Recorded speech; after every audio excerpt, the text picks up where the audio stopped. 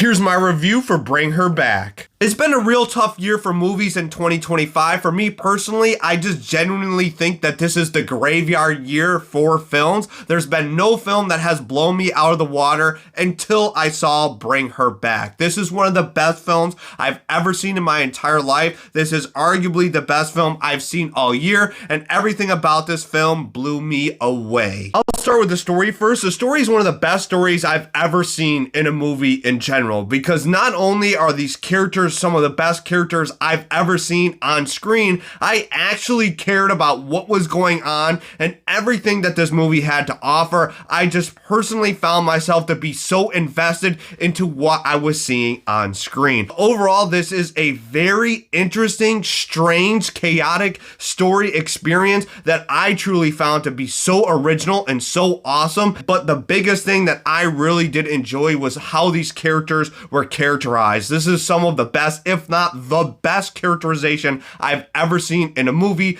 because I actually cared about these characters. I cared about their outcome, and the stuff that happens in this movie is just mind-blowing, and it blew me away. The horror elements were another shining point for Bring Her Back. I thought the way that the film crew executed the horror in this film was magnificent. Now, it's not the scariest thing I've ever seen for a horror film, but it's probably going to be the best horror experience that 2025 has to offer. I think every single person who is involved in this film, from the filmmakers, the actors, knew exactly what they needed to do to provide a very unsettling and thrilling experience that the audience can enjoy. And on top of the excellent executed story, I think the horror is definitely where it needs to be in this film. I was definitely surprised on some things that happened in this film, and it just put me on the edge of the seat, and I definitely had a really fun time. My final thoughts on Bring Her Back is that this movie gives me hope for not only horror films for the future, but movies in general for the future. This film is directed by Michael and Danny Filippo,